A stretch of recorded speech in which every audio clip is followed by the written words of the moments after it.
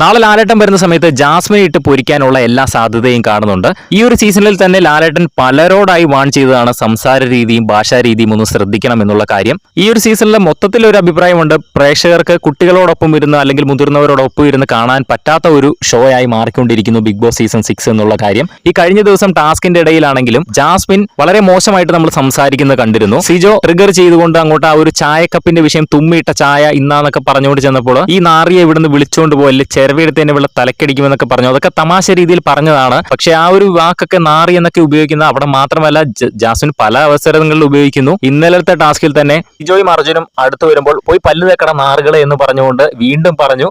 ഇതിങ്ങനെ ഓരോ ടാസ്കിലും പതിവാക്കിക്കൊണ്ടിരിക്കുകയാണ്. ഇടയ്ക്കൊക്കെ ഒന്ന് പറയുകയാണെങ്കിൽ ക്ഷമിച്ച് വിട്ടേക്കാം, അബദ്ധത്തിൽ പറഞ്ഞതാണെന്ന് ഓർക്കാം. ഇതിങ്ങനെ ശീലമാക്കിക്കൊണ്ടിരിക്കുകയാണെങ്കിൽ ലാലേട്ടൻ ഒന്ന് വാൺ ചെയ്യുന്നത് നല്ലതായിരിക്കും. കാരണം ഈ ഒരു സീസണിൽ പലരെയും ലാലേട്ടൻ വാൺ ചെയ്തതാണ്. എന്നിട്ടും പിന്നീടും അത് ശ്രദ്ധിക്കാതെ വീണ്ടും ഇങ്ങനെ മോശമായ വാക്കുകൾ ഉപയോഗിച്ചുകൊണ്ടിരിക്കുന്നത് വളരെ തെറ്റായ ഒരു കാര്യം തന്നെയാണ്. അതിപ്പോൾ ജാസ്മിൻ മാത്രമല്ല അവിടെ പറയുന്നത്. അപ്പോൾ എല്ലാവരും തന്നെ ഒന്നുകൂടി വാൺ ചെയ്യണം എന്ന് തന്നെയാണ് പറയാനുള്ളത്.